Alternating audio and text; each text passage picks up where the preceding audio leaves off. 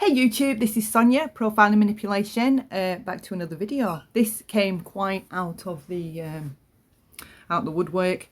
It just happened to show up in my feed. I am a subscriber to Prayer Garden of America, but I think I have the bell muted because I wasn't really that much into that Summer Wells community. And over there, where Prayer Garden of America is, that tends to be the Summer Wells community majorly. There's like a cluster of streamers that did, not so much now, but talk constantly about Summer Wells and her family. There was a lot of tragedy pimping going on. There was some genuine people talking about her, putting a description out there and trying to figure out what could have possibly happened. There were other sides of that attacked the family, abused them, trashed them all over social media. And Prayer Garden is around that community. I can't tell you exactly how she feels towards any of this. I do know at one point there was something with her and Don. She was hoping to live with him or something. I don't know. And then they had a falling out, and then all of a sudden she was anti-Don, whereas before she'd been pro-Don Wells. The reason this jumped out to me is more of a personal reason.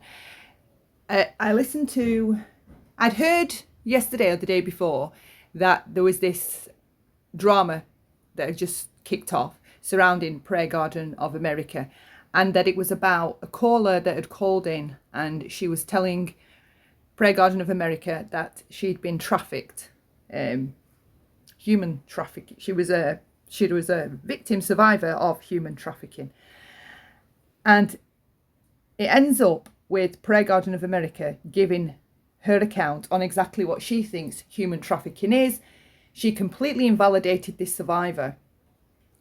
The level of sadism involved in how she invalidated this survivor is what jumped out to me when I did go over and listen to it just now, literally just now. So I'd heard whispers about this, and I didn't see any reason to, put myself within that. I do like talking about things that at the same time, rather than attacking somebody, something can be possibly learned from that or gleaned from it in any way. Maybe it's a manipulation tactic, whether it's something about narcissism, it's a lesson in narcissism, it's a real life lesson. Instead of just reading about how they supposedly operate, you can show them with real life examples how it would present to you in real life. I think that's important to educate people about. So it's this human trafficking, her explanation of what human trafficking is. So not only listening to how she invalidated this survivor, did it, stir some feelings up within me, but it's then how she further went on to further invalidate her and communicate what she believes is what human trafficking looks like. Well, I'm here to tell you, Prayer Garden of America, your explanation of what human trafficking is actually incorrect. Human trafficking, can occur in various forms. It can even occur within families and families to families, families to strangers, families to friends. There's a multitude of ways human trafficking can occur. It doesn't just occur within the sex industry. It doesn't mean that if women are working in the sex industry that they're not actually being trafficked while they're doing that. It doesn't mean the things that you're saying it means. So I'm going to go through this phone call that happened. Somebody called into her channel to talk about something, and it's the responses of Prayer Garden and the things that she says we're going to react to, and possibly possibly correct her lack of knowledge in what she says human trafficking is and what it looks like. All right. So I have when we first start listening, the conversation is choppy from the survivor's side of the phone call. You keep hearing beeps and ringing sounds, and I think that's just coming from the Prayer Garden of America's side of the recording. But it does get better. We do get to hear clearly what's being said and how Prayer Garden of America is reacting. And then when the phone call does end, we get to hear snippets of what Prayer Garden of America had to say about human trafficking and this victim slash survivor that called in. She did delete the live after this occurred. So the only parts of the live we have are from people like this lady here, Angel Talks Too Much, who just happened to randomly show up in my home feed recommendations this morning to garner what went down in this phone call, because she's deleted all trace of it. And then I've since looked at Angel Talks Too Much, her videos, her titles on some of her videos, and they do say that she took it. Oh, that Prayer Garden of America has since followed up and spoken. She's had another stream after this stream occurred and was deleted, and apparently she's pretty much said that she is not sorry. Okay, she is not sorry about how she handled this caller. Well, when you hear how she handles this caller, right, there's narcissism, there's abuse, verbal abuse, mental abuse, psychological abuse, and emotional abuse. And it would take somebody that enjoys hurting people to continue saying the things this person continues to say, in my opinion. All right. We have actually, this has turned out to be a perfect example of scenarios we live with when we live with a narcissist, be they a partner or a family member.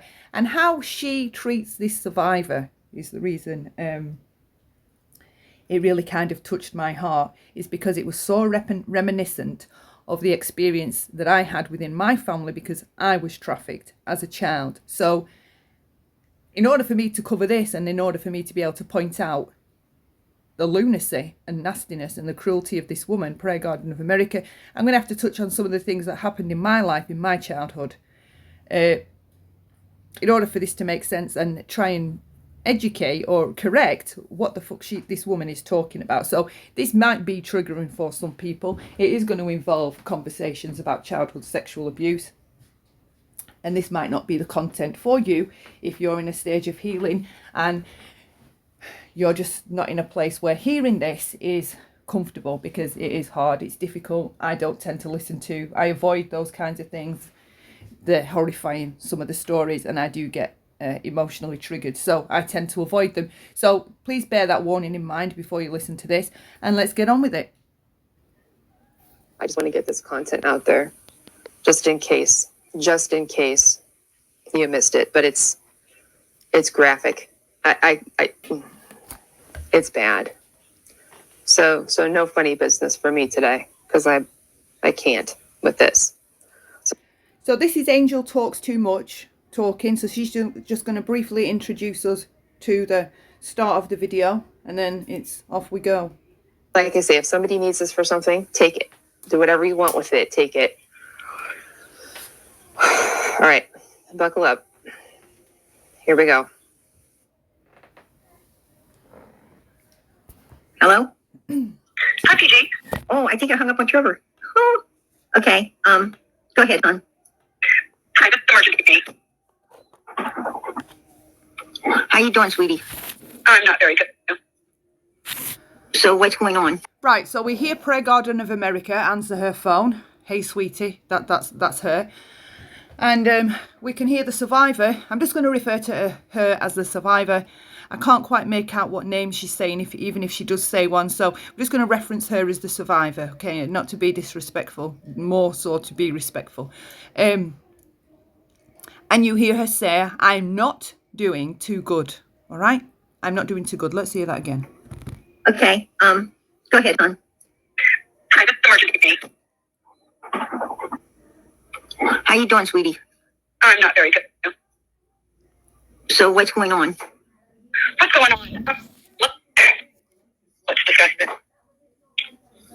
You seem to know a very lot about. So this is where the conversation is a bit choppy. The recording is a bit choppy. It was on Prayer Garden of America's side, the phone call side. So just bear with. It does get better, all right?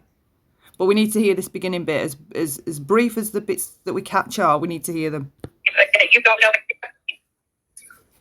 What You went on Daisy channel and think that. who is this? About me. Who are you? Who am I? Why don't you tell me something about myself? You seem to write your thoughts about me. So Prayer Garden of America says, who are you? And the survivor says, Why don't you tell me who I am? Because you keep running your mouth about me. That's what I understand. Okay, that's what I understand. The survivor says. Is this KU? No, this is not. Nor is it constant too. So tell me who you are, and then I'll tell you all about yourself. I'm a sexual.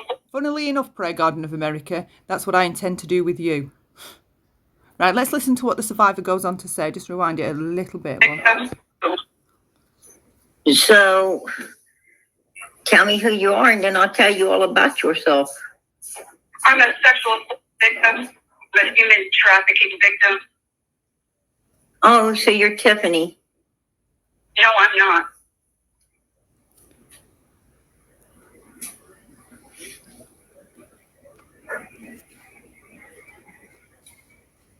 Oh, you're a mod. You keep talking about.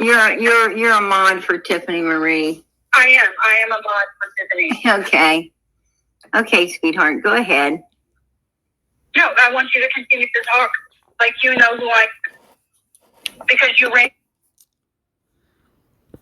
So we can hear that the survivor is trying to communicate with her that she's been referencing her prior to this. This is how I understand it. Now, I don't know any prior interactions these two may have had with each other. And I know typically you need the background of a story to be able to cover it. But that's not what's important here. What's important here is the level of narcissism, the sadism, and the invalidation this woman throws out to the survivor on the other end of this phone call after hearing what she hears the survivor tell her. All right? Okay. Tiffany Marie's mod. Tell me who I am. I tell her who she is, right? She didn't like that. She didn't like me telling her who she was. Hello? Hello?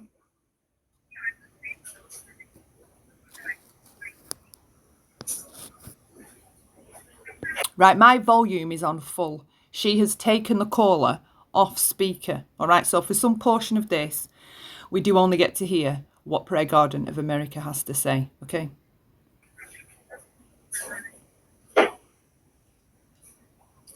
So why don't you explain exactly what happened? Well, why are you calling me then? Why are you calling me? Oh, Lord.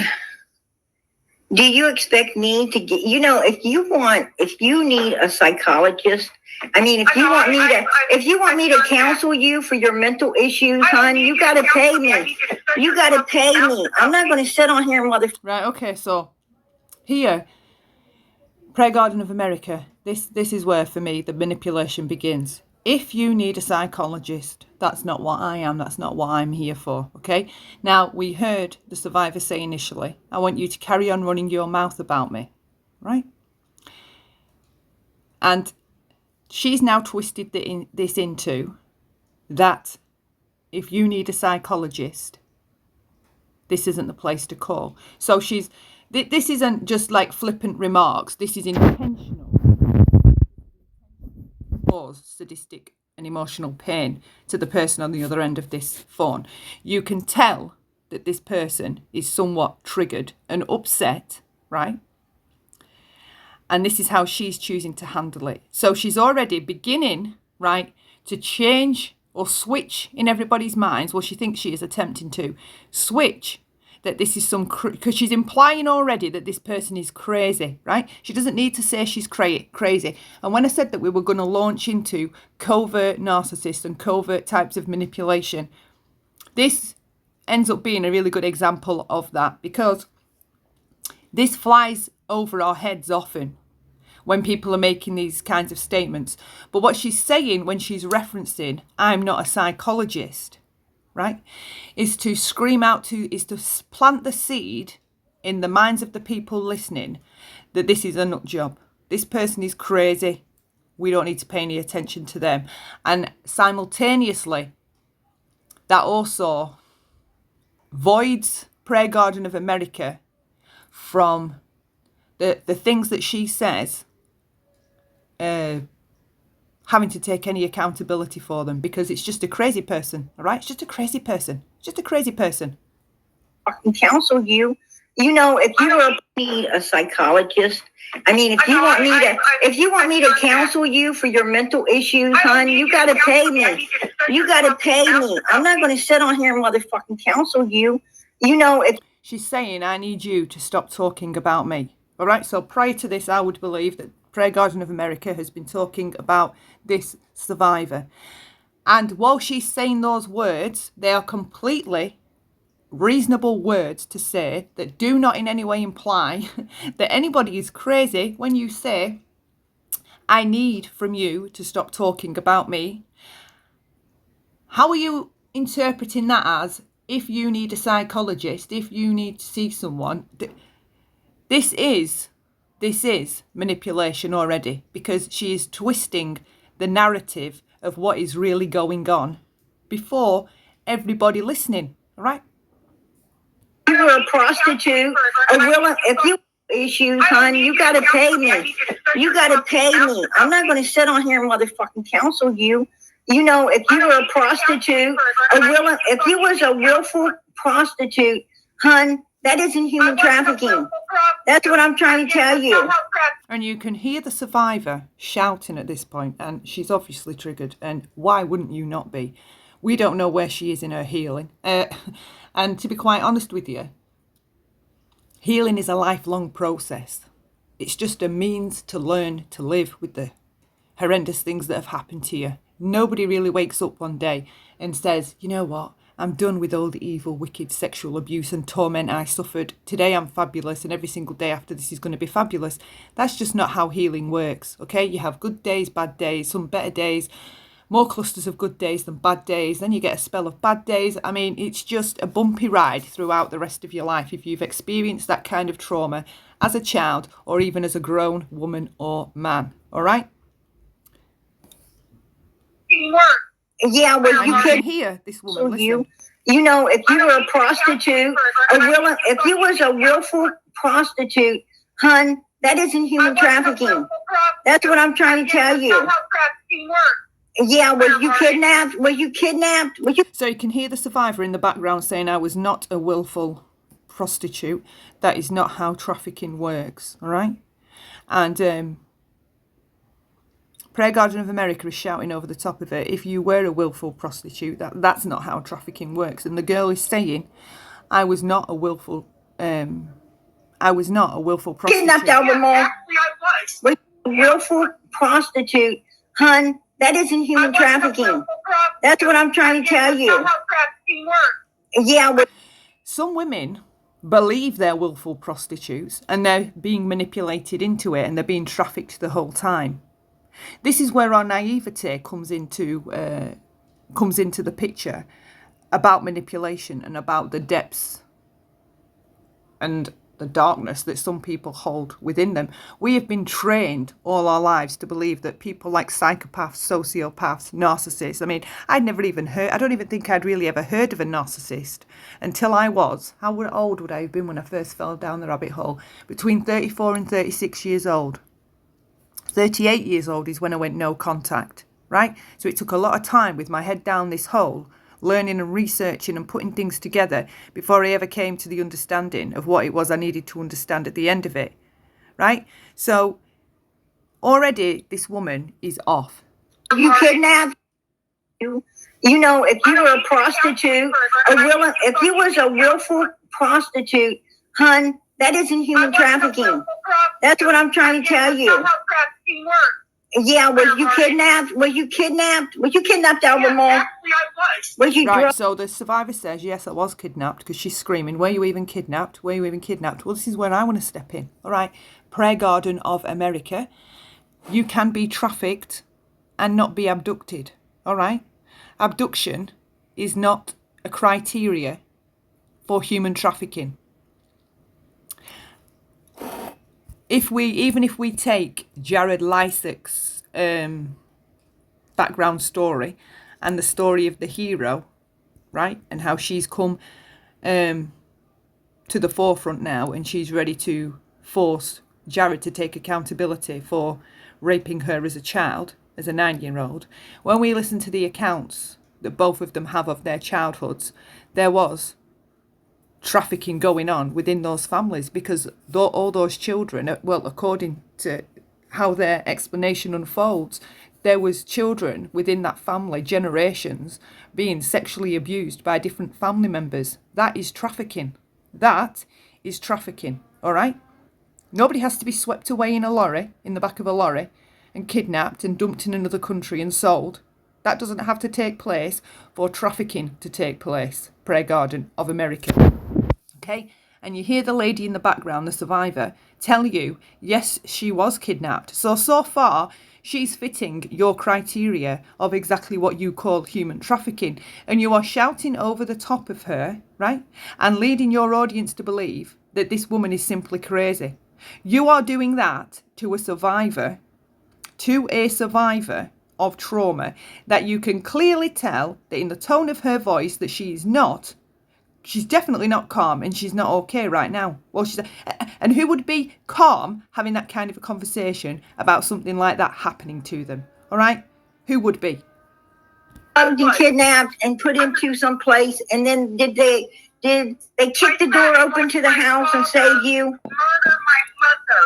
Oh fuck! I'm not listening to this shit. I mean, Actually, I was. you drugged and kidnapped and put into some place, and then did they kick the door open to the house and save you? Murder my mother. Oh fuck! So we hear the survivor say, I watched my father murder my mother, right?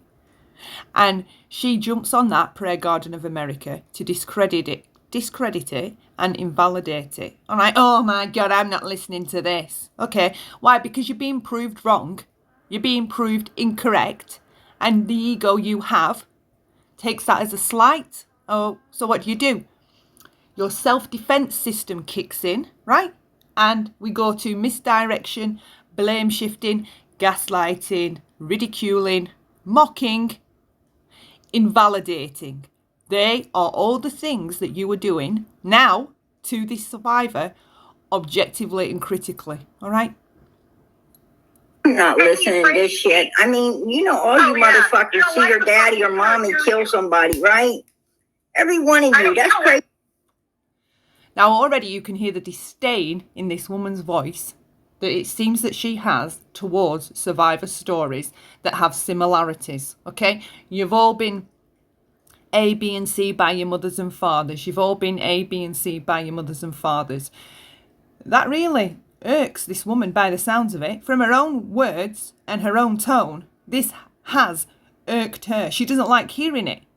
She doesn't like hearing it. As to why, we can only guesstimate as to why. I have a good reason why she doesn't like hearing it. I have a very good reason why she doesn't like hearing it. Shit, man. You're fucking dumb. Right? Fucking dumb. I am so sick of hearing people tell me about, you know, mommy and daddy being killed in front of them. I'm tired of that shit. Well, maybe if you're tired of hearing it, you should get out of the true crime community that you've attached onto, okay? Because there are hundreds of children every single day being sexually abused, neglected, physically abused, psychologically abused, trafficked, tormented, killed by their parents. Globally, it's a pandemic, an epidemic, whichever one's the right one. It's going on daily. CPS can't keep up with the amount of children they need to keep up with and follow up with. Okay? Leilani Simon, you're sick of hearing about mummies and daddies hurting their children. Leilani Simon, well, you're in the true crime community. That just happened there with her.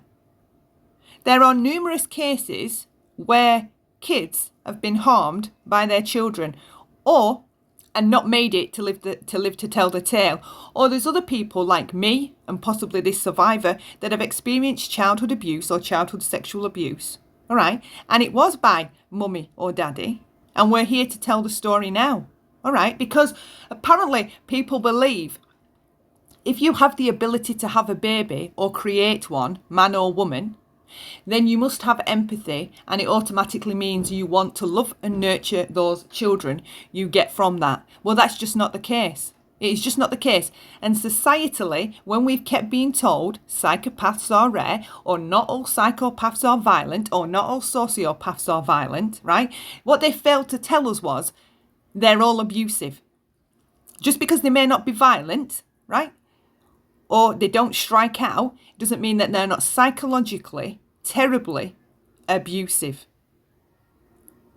So you, it would seem to me, need to start doing some research on the things you repeat, or get the fuck out of a true crime community. You attached yourself onto Don Wells and the Summer Wells case that I know of, that I can remember going and watching you talk about. So if you're sick of hearing these stories, maybe you should look at what you're doing and not at what people are saying, right? Because you go on to invalidate this victim that is clearly telling you she witnessed her father kill her mother, and she was trafficked as I believe as a child or as a woman. Either way, a grown woman or as a child. She's told you that. She's told you she was kidnapped. Right? And you, what do you do? This is what the narcissistic individual does. They continue to cause emotional pain. And that is what you're doing now. It's intentional. There was nothing here that you couldn't have said, I'm really sorry. I myself have issues talking and listening to these kinds of subjects. I am unable to discuss it. Just say it calmly to her. It's not me. I just have a hard time listening to these kinds of conversations. Obviously, I don't know what's happened before it, and clearly something has, because she references you've been talking about her. So she's not ringing you up just out of the blue to traumatise you with stories of her trauma, Prayer Garden of America. She's responding to you because of something you've done prior, all right? And if the story of her life has been being discussed, she has every right to come on there and correct it. Right? And you attempting to mislead your audience, I'd love to have seen what the live chat was saying at the time that this was going on. I'd love to have seen whether they were calling you out and they were awake enough to recognise gaslighting and manipulation, or whether they decided to jump on and attack this lady also with this story, with this horrendous story. So I go sell my fucking ass on the street because I got mental problems, right? Why don't you go to fucking school, man? The disdain you have towards people that have to do that to get by in life is, it's your right to have and to hold that. But to express that and to ram it down the throat of somebody that's on the other end of the phone, that's clearly triggered and upset and telling you a story of trauma, and you just invalidate all that, right? Tie it all up into a huge knot and throw it back at her is disgusting. Absolutely disgusting. Why don't you go to school? Why don't you get educated? No, you're not educated, because you wouldn't be calling me up, giving me issues right now with your issues. Girl, this ain't got nothing to do with me. This is all about you. Go to a psychiatrist and get it taken care of. Go tell your mommy and daddy issues to somebody else. I don't want to fucking hear it.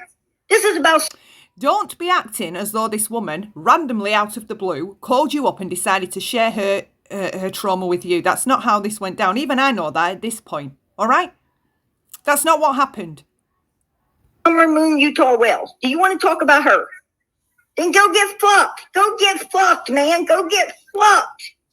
Hell, that's your fucking life anyway. And this is the purposeful, intentional invalidation to this survivor. This isn't for nothing. Right? Getting fucked. Go do it.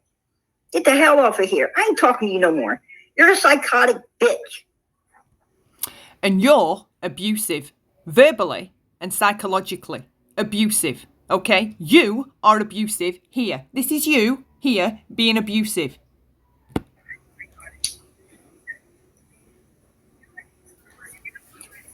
Man, I got put up with this shit for real?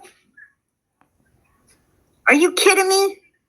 She goes and prostitutes that ass and then expects me to understand about it. Are you kidding me?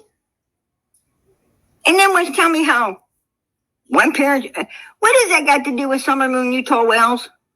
Nothing, right? Well, the subject of Summer being trafficked, well, I think it's been a subject from the start. I think that's what Don tried to suggest from the outset. that there was he believed, that was his belief, that she'd been trafficked, right? So she isn't bringing something to you completely out of the blue. This, the trafficked scenario of Summer, was, well, it was discounted because you were all hell-bent on accusing him and his wife of doing something to Summer. But the subject of trafficking surrounding Summer has been a subject surrounding Summer Wells. All right? Oh, wow. Mm. Man, I ain't come in here for all that shit. Oh, damn. This bitch is wanting some free counseling. This bitch better say, Tiffany Marie, you bitch, you owe me fucking money. You owe me some money, bitch. I'll come hunt your ass down to get it. Listen to her. I'll hunt your ass down to get it. You owe me money, bitch. Right? I'm not here to counsel people calling me up. I mean, are you missing the seriousness of the subject that this woman the survivor is talking about?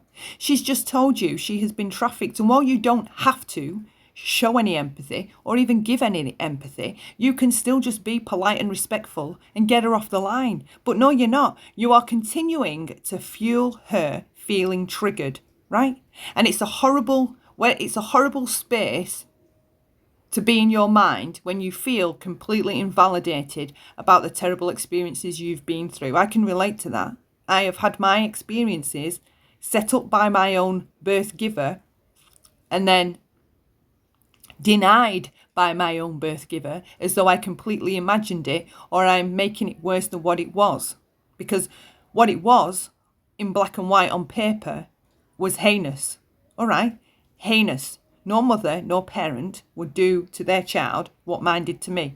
And that was to set me up to be trafficked, okay, to a family friend. Well, not even a family friend, her friend, all right? One of her friends. Oh. Okay, is it still you, psycho? And every time you reference her as crazy or psycho, that is you planting seeds in the minds of those listening that this is just some crazy troll that you're having to struggle with and won't stop harassing you. That's the picture you're attempting to present to those listening. And I'm sorry to say that a lot of people will believe her account of how this is going down. Even though it's right in front of them, they will believe how she describes it rather than exactly what is happening there in front of them. They will. That's how manipulation goes. Oh, you ain't giving me shit, bitch. You ain't giving me shit. What you're going to end up getting is my foot in your fucking ass. And there we are with more abuse, more verbal abuse and aggression. Don't call me again. Don't call me again, you psycho motherfucker. And tell Tiffany Marie she owes me fucking counseling fees for you. For your dumb fucking ass. Report, because my Oh my God. Yeah. She wants to call me up and talk about her mommy and daddy issues and about, her human trafficking issues. I don't want to hear it. I don't want to hear it. I don't care. I don't give a fuck. That's what she needs to understand, right? And that's what majorly a lot of people do need to understand when they hear people saying this. I don't care and I don't give a fuck. All right? And what are you saying that in response to? You're saying that in response to somebody that has just given you an account that they were trafficked, they witnessed their father murder their mother, and they wanted to correct inconsistencies or lies, blatant lies that you may have been saying prior to this. And instead of being a woman of integrity and letting this person finish her sentence, right, and hearing her out, this is how I know you're deceptive, because of your initial, what would you call it? Your initial attack. You went straight for her throat to present the idea to the listeners that she's some crazy troll or crazy fool or just a crazy mod of Tiffany Marie's. That's what you're trying to have people believe. She was trying to give you a correct account of something you may have misunderstood. And we know that by the words that she said. I want you to stop running your mouth about me. This is what happened to me. She's not telling you because she thinks you care or she thinks you have empathy for her. She's telling you because she wants you to simply understand the truth, right? And this is where a lot of us fall victim to these narcissists, because our want for them to understand us, right? We are prepared to let them abuse us, let them treat us badly, let them do terrible things just because of that want for them to understand us. Instead of understanding, this person is incapable of understanding us. And seeking that kind of validation from somebody like that is only going to result in more emotional pain, because the more they hear you wanting them to understand you, the more they will withhold it, because narcissistic personalities are they're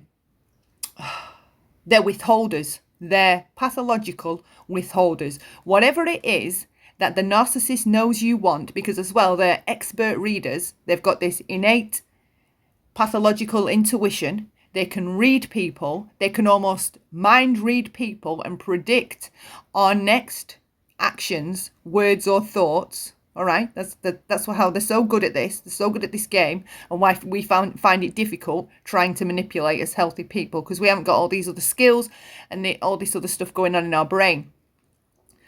So she, right now, is invalidating this survivor by withholding what it is that she knows this survivor needs from her, and she just needs her to listen and understand the story correctly. All right, and she's going to refuse to do that because she knows it's going to continue to keep triggering the survivor, and it's going to keep affecting her and bothering her that somebody over there is repeating her story or whatever it was in an incorrect manner, and it is triggering. But I'm not blaming the survivor here. I'm just giving an explanation. In time, and as you go along with your healing, you learn all about these kinds of things, so you stop falling into the traps that you used to fall in. So eventually, with healing and with education, this survivor would never even give a shit what this monster over there is saying about her, all right? Because she would be able to, with healing work and things like that, validate herself, and what the other people think is irrelevant. It doesn't matter. They've got the freedom to think it. I don't need you to believe me because I know what happened to me and I stand strong in that alone. All right. But right now, that's what Prayer Garden of America is doing. She's purposely withholding the very thing that she knows this survivor is trying to get from her. This is calculated. All right. All this is going on, and it's going over people's heads because people don't see it. Flies under the radar. This is covert manipulation. She is slightly overt in it because she's pretty blatant, but the tricks that she's playing, they're covert. They're covert tricks that you wouldn't know to look out for unless you was aware of them in the first place, and that's how we miss them, because we're not taught cunning, we're not taught the levels and depths these people are prepared to reach, the depravity they're prepared to go to. We're not taught about any of that. So then when we start hearing it or seeing it for the first time, we're like mind blown. It's hard to believe. It's easier to believe that this person's really good and they're just having a bad day. It's easier to believe that than the person's entirely not good. Jesus Christ. These people are out here trying to seek attention, right? She needs attention. She's all hayed up or messed up in the head tonight, right? And she wants to project her mental issues on someone else.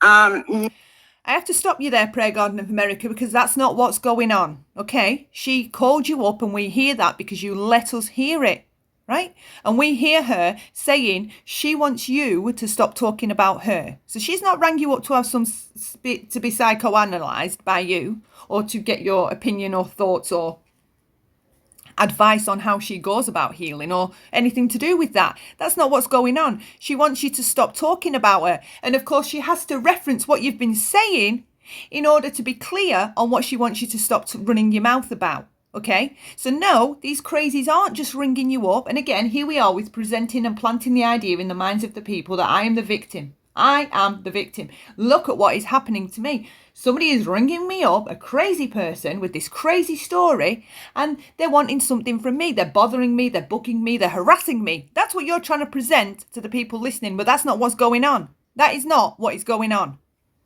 No, hon, you're not going to rechannel your aggression on me. That ain't happening. And it's ironic that you say that. She's not going to rechannel her aggression onto you, because that's exactly what you're doing. There's aggression there within you that we see at the beginning, initially, when you just burst out shouting into a tirade. That's what we see from you when you strike into attack mode, self-defense mode, narcissist mode, attack incoming, right? Defeat, fire, shots fired. That's how it was being received in your brain, okay? And you went on to misdirect, blame shift, and twist the story and gaslight that this is a crazy person ringing you up that needs a psychologist, okay? You're the one rechanneling your aggression at her to your audience, because now you're getting to posture, right? And say mean things about her. It's giving you an excuse now to say mean things about her. So you've rechanneled anger that you have inside of you, and you're using her to express it, to let it out, because you want to let it out. You like to let it out. Narcissistic people love ranting, raving, and raging into phones, it seems, all across social media. And you're one of them. You're one of them. You know, nobody said that nobody, you know,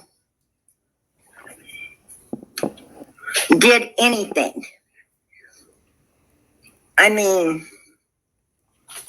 I don't care how people take it.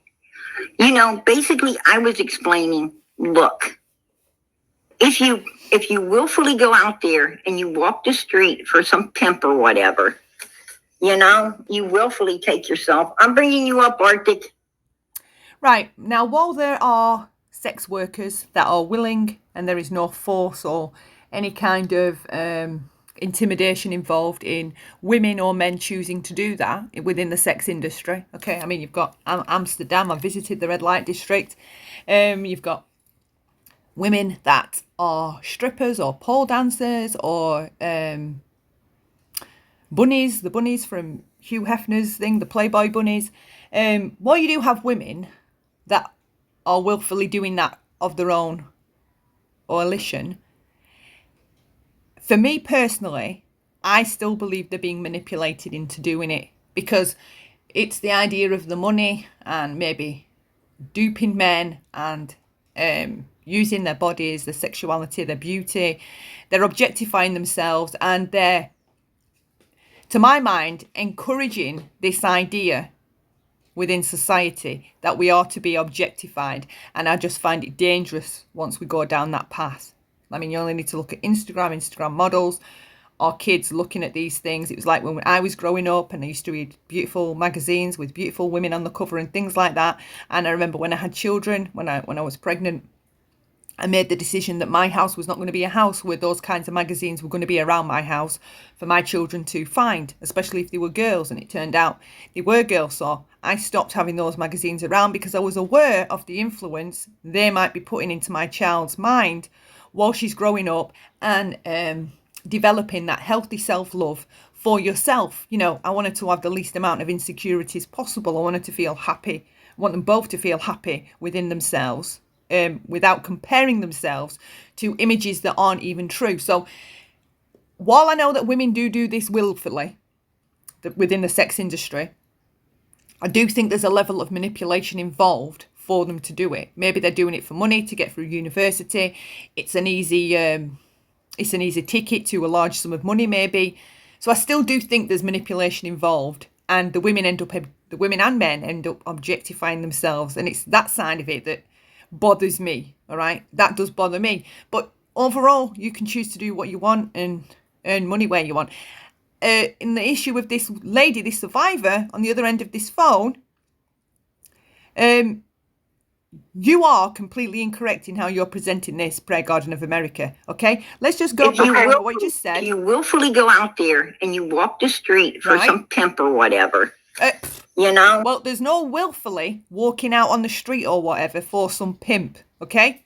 Pimps are typically narcissists. They have to be to do the things they do. Sociopaths, psychopaths, they are that category of people, in my opinion. They're from that cluster, okay? Automatically, somebody doing that, abusing, intimidating, forcing, using somebody to that degree, making them believe they need to do that. The level of manipulation involved that pimps use, it's prolific, all right? So there is no willful, in my opinion, being pimped out. There is none. Even if you think you're doing it, if you're doing it to keep up with a drug habit, so you let somebody pimp you out and do that to get your money, and then you give them a cut for protecting your however, right? No, okay? No. You willfully take yourself. I'm bringing you up, Arctic. If you willfully if you willfully go out there and become a lady of the night on your own, right? That's your business. But don't say you were. If you become an escort, or you do decide to do it on the street, or you do it via apps, you know, apps where you can arrange to meet somebody, or you have a profile on there, like OnlyFans, something like that, and you can arrange dates, virtual or real, and that's completely all coming from that woman or man, then yeah, fair enough. All right, fair enough. Yeah, you can absolutely do it willfully. That's not what she said was going on, though, is it? So it would make, so why are we having this conversation about if you do it willfully, that's not trafficking? That's not what the survivor said. And it's here that I believe you're doing your gaslighting, and again, planting seeds of doubt and planting seeds of falsehood in the minds of those listening. That's not what she said. There wasn't anything willful from what she said. She said she was kidnapped, okay? So you don't need to explain to us what the sex industry is, right? Or willful prostitution. I think everybody knows that. Everybody knows that. You're trying to invalidate that survivor that she was ever trafficked, okay? You're trying to present the idea that she was a willful sex worker, and now she's complaining about it and complaining about her mummy and daddy and everything else. I mean, where in that does that make any sense? You are manipulating your audience. You're manipulating them. That's not what just happened. Because that isn't what human trafficking is. Right. Human trafficking is when you're actually abducted, right? Nope. You have no say in it. Nope. And you're held hostage and made to do things you do not want to be doing. I'm not saying trafficked can also be like in my situation, which I'm going to have to touch on now, so trigger warning. My parent, back when, say I was about 9, right?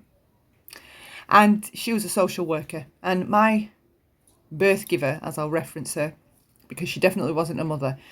So it's not to be offensive, I have to keep it authentic, because when I keep referencing her as mum or mother and things like that, it just fucks with your head and your healing. So to keep things straight and to keep things as they are and to keep things as factual as possible, birth giver for me is factual, all right? So she had a friend, a guy, that used to hang around this couple that were friends with my first stepdad, right? So he had these two friends, and we'd known them since being really young, and we always had to reference them as auntie and uncle, even though they weren't, right? They were them types of family members. So they weren't related to us, but we had to reference them as auntie, bleep, and uncle, whatever. Well, they had this friend that was hanging around, and because my birth giver would take us over to the auntie and uncle's house, and they would come to our house, at some point, my birth giver got introduced to this friend of theirs. And this is going to be looking through the eyes of myself as now an adult on reflection and with a good deal of hindsight, all right? So this guy starts hanging around, and he takes what would have been a keen interest of me, because I've tried to imagine this as the role I'm in now, which is a mother of 2 children. If this kind of scenario presented it to me, how would I perceive it to be? All right. So he starts hanging around, and he takes a very keen interest in me, starts buying me gifts, but never my sisters. And there were these 2 teddies at the time of this that I was obsessed with, that I loved, right? And it was this little dog called Sad Sam, and he had a female companion that was called oh my god, it's just gone out of my mind, Honey, right? So there were these two little dogs, and they were like them dogs with the really, really sad faces and the droopy ears. They were really cute. So these came out, they were on the market, and I was obsessed with them, and I weren't allowed them, right? We're never allowed them.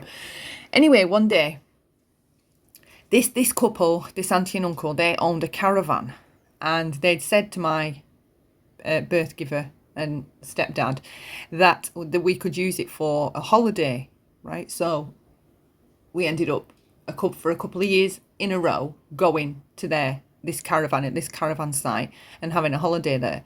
Well, one particular holiday, this family friend of theirs shows up, and he comes with these gifts, and he ends up giving me this gift, and it was this dog, and it was Sad Sam and his friend Honey, right? Well, I was stoked. As a little girl, I loved my teddies, and I loved loving my teddies, and they were important to me. And this little dog and its little companion, I mean, they were the cutest little things. I adored them, right? There was nothing else.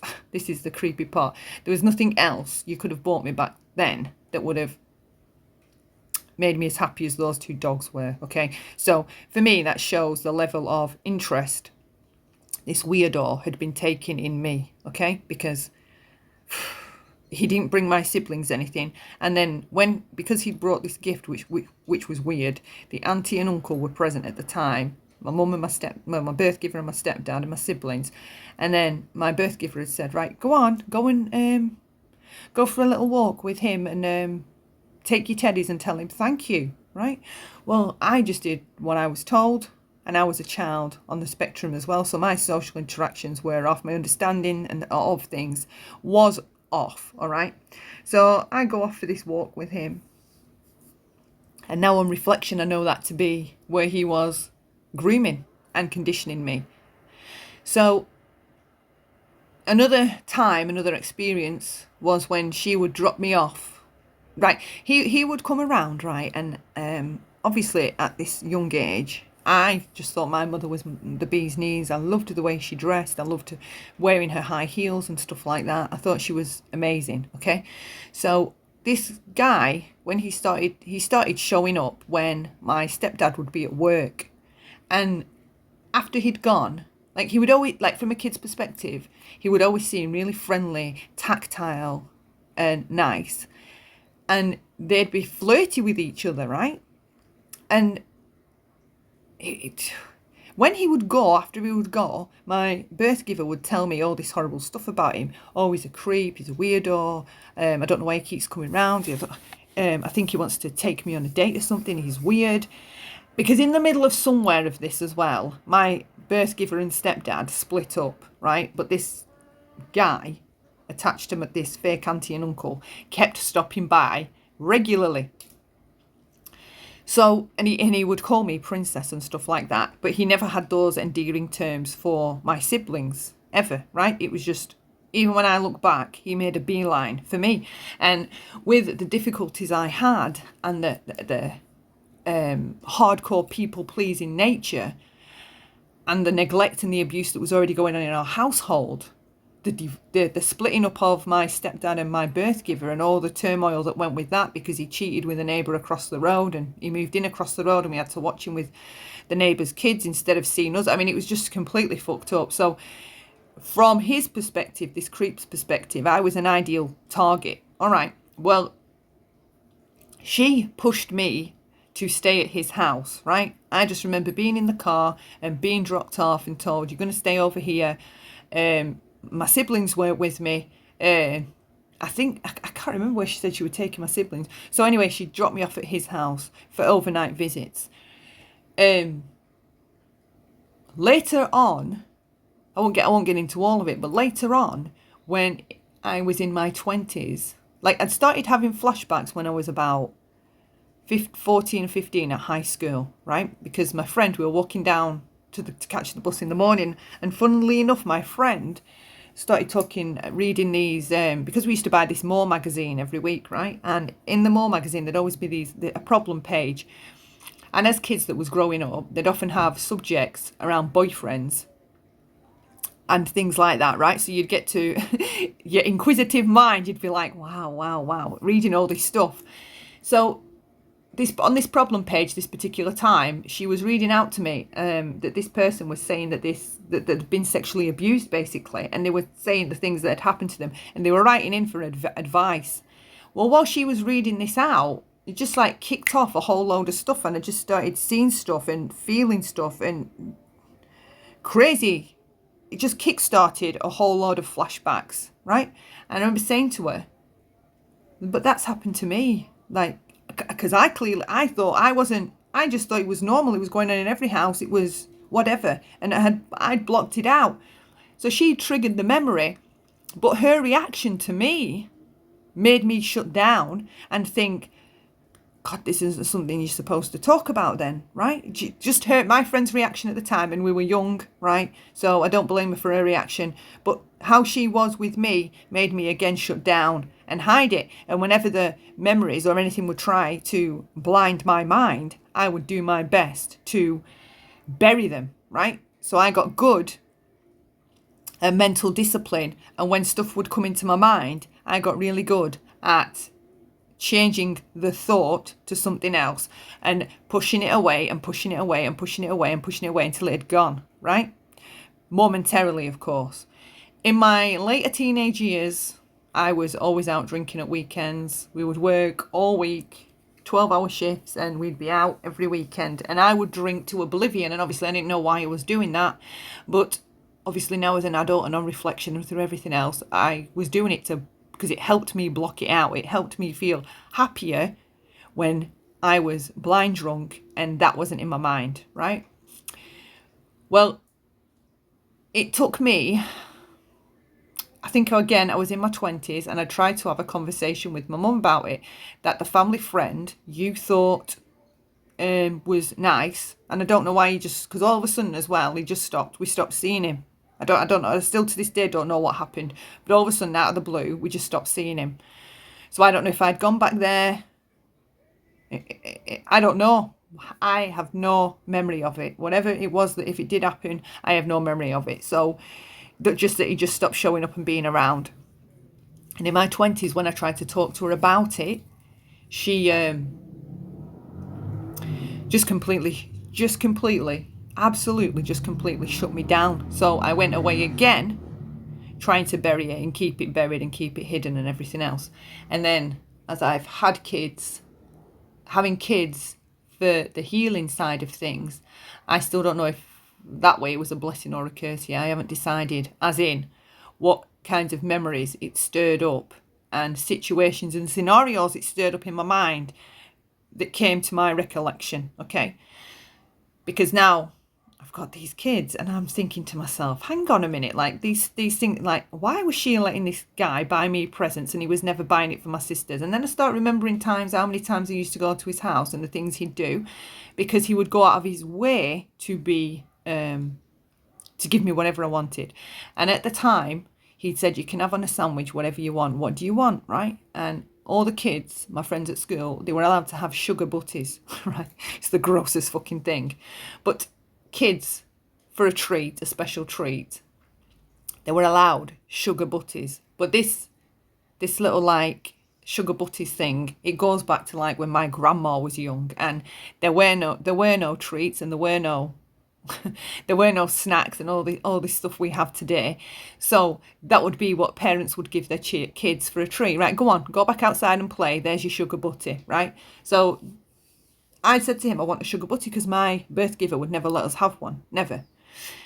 And obviously he made them, and then he would do things before he made the sandwich and after he made the sandwich, and it was all grooming behaviour, kissing me, stuff like that. I'm not going to go into all that. I couldn't if I wanted to.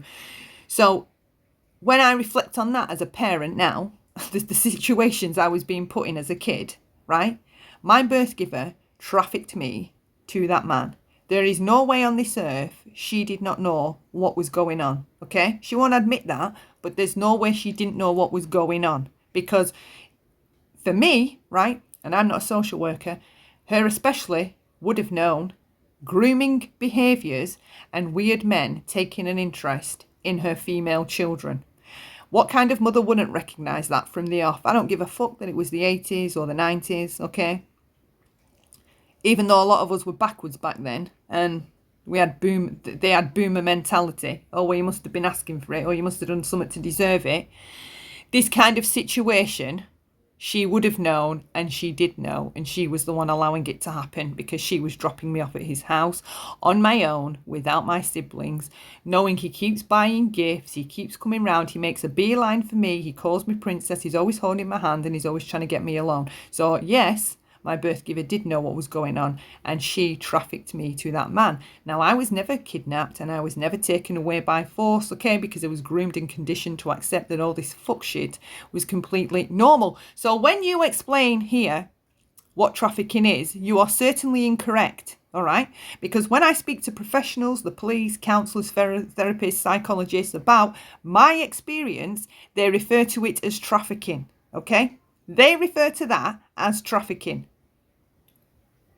Holding you hostage on your own reconnaissance and your own choices. I'm talking I was never held hostage. about really other human beings holding you hostage. And you haven't got no choice but to do whatever, you know. And other times you can be coaxed and groomed into doing it, okay? If we take a look at, and I hate to bring it up, but it's a reasonable and realistic example. If we listen to the hero's account of what Jared Lysick did to her back when he was 17 and she was 9, she wasn't abducted, but she was certainly trafficked. She was abused, okay? And I'm talking about really other human beings holding you hostage. And you haven't got no choice but to... Sometimes you're not held hostage. You're not always held hostage to be trafficked. You're incorrect. Do whatever, you know. And as far as, you know, fuck, if her dad did mom in or mom did dad in, I mean, what does that got the fuck to do with me? It may not have anything to do with you, but that's the common theme within a lot of your content, because you're around the true crime community, and the way you just dismiss it and talk about and mock it the way you are doing. What's that got to do with me? You know, if dad did mum in. Can you not imagine for a second how that would have been for the person watching it, the child watching that happen, the trauma that must be involved within the child after watching that happen? That's lifelong trauma. You've witnessed your dad killing your mother. What kind of a head fuck is that? And you're just dismissing it so casually, writing her off. You may hate that person, you may dislike that person, you are free to do so, but you don't need, it's the level of cruelty and the sadism. They enjoy being derogatory about something so sensitive to somebody else because they know it emotionally hurts them and bothers them. And we know that this person is clearly bothered because she called you up because she wants you to stop running your mouth about her. And instead you could have just said, you know what, whatever it was I said, I'm sorry. You don't need to give me your full account, your full story. I get triggered hearing that kind of stuff. If I stepped out of line, I will be accountable and self-responsible and apologise for doing so. I shouldn't have done it, okay? And then you could have hung up the phone, unplugged it, right? And continued with your stream in the way that your stream was supposed to go. You don't realise that you've got other options. You don't just have to abuse, ridicule, torment, okay, and hurt people just because of whatever they're doing. That's not your only option. You can choose to de-escalate it and shut it down, but you don't. You go on to intentionally, psychologically wound the person that you're talking about with the subject and the subject matter that it's referencing, okay? Nobody needs telling that this is a sensitive subject. Nobody. Okay? And nobody needs telling that their words. That's why if you ever get somebody calling into a live stream or typing into a live stream, I feel suicidal, I feel like I'm going to hurt myself, you must immediately and kindly give them the numbers to agencies that are effective in managing those kind of mental health situations. None of us are, okay? we could say the wrong thing, and that just be the last thing that person needs to hear and not even realise it. We're not qualified. We've not had experience in doing it. And you, right, you clearly don't have good experience in human trafficking and the feelings and the elements all within that subject, right? So, you don't need to dismiss it and be cruel to this person. You don't have to do that. You can be kind, you can be empathic, and you could have just shut it down. All right. The subject is too sensitive. I am not even going to touch that with a barge pole. I am shutting it down and moving on. And you could have done that with sensitivity. You don't always have to be so cruel in how you treat survivors or victims of life-changing trauma. It's a pattern with the tragedy pimps. It's a pattern with the narcissistic Karens. It's a pattern with the lols cows. It's a pattern with all of the generational dysfunction. It's a pattern within it. This need and want to hurt somebody else psychologically and cause the maximum amount of damage possible. It's disturbing. It's sadistic. Dumbass bitch. I wasn't there, right? I wasn't there. What? I'm telling you, man, that's why I don't like the YouTube world, right? Because you deal with a lot of nutballs. I mean, some serious freaking dumb went and lost it, right? They dumb went and lost it. She isn't a nutball. Nowhere so far, nowhere, objectively and critically, as this survivor presented herself to be a nutball. Or anything that you're trying to suggest to the people listening, okay? Again, with the planting and sowing of even more seeds that, I'm not here to put up with crazy people. I mean, I'm not here for this. I wasn't there. What has it got to do with me? Well, clearly, the survivor says to you, I want you to stop running your mouth about me. And she tries to correct you on what human trafficking is. You shut her down and then you go on to give an explanation on what human trafficking is.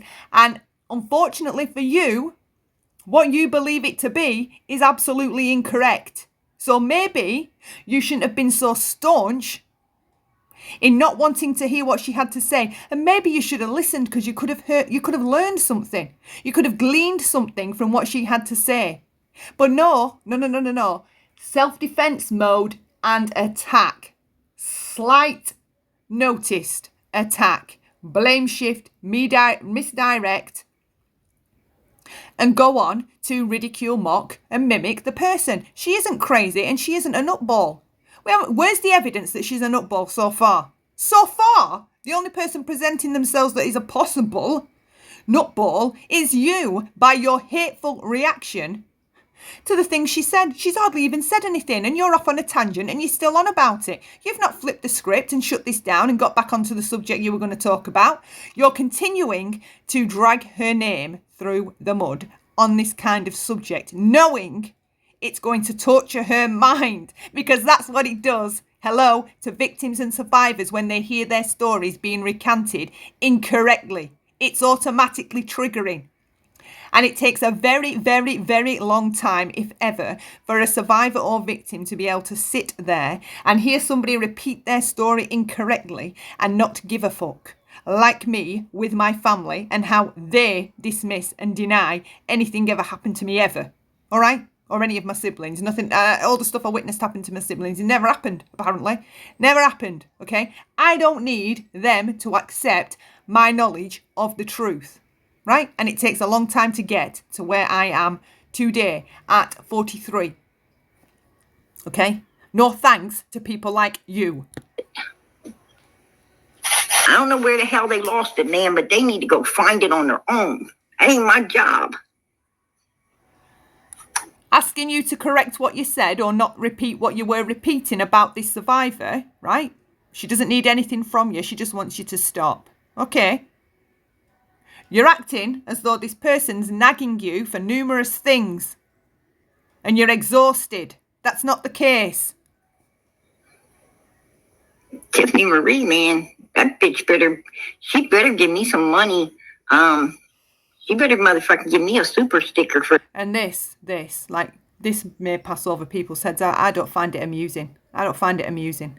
you are continuing to make out that you've had to suffer a whole load of crazy conversations, all right? And now Tiffany needs to drop you some money because of what you had to suffer listening to, okay? You are disturbing to keep pushing this to the point that you are, knowing what you know about the person you're doing it to, all right? This is intentional, not accidental. It's cruel and it's covert narcissism.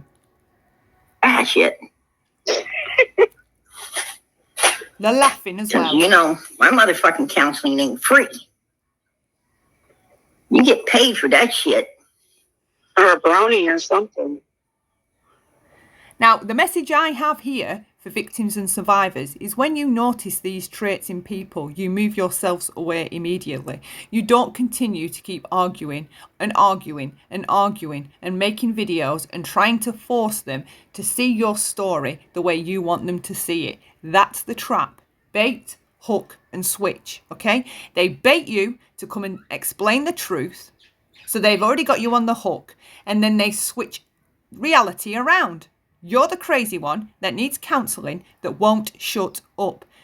Don't let these people into your mind. You really, I'm not dissing in any way, shape or form the survivor. No way.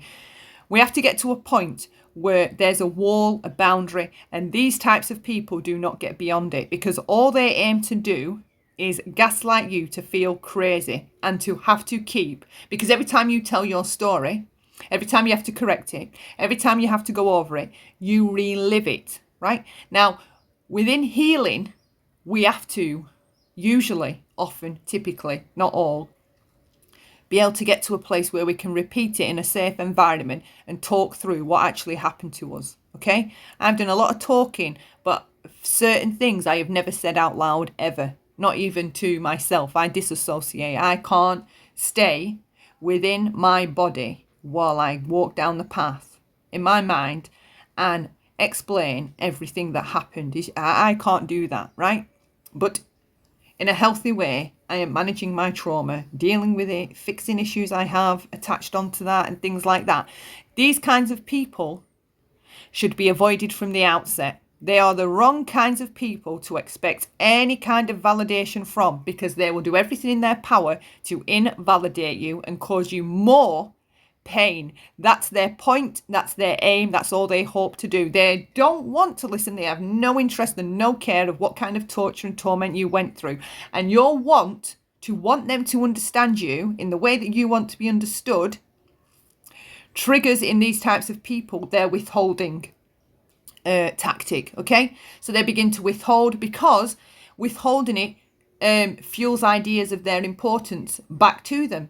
They're putting you in a position where you need something from them, therefore they are superior to you, okay? So it's a whole trap, it's a whole mindfuck, and it's all a manipulative tactic to be avoided, absolutely avoided. It's like they'll leave your mind reminiscent of some kind of spaghetti junction.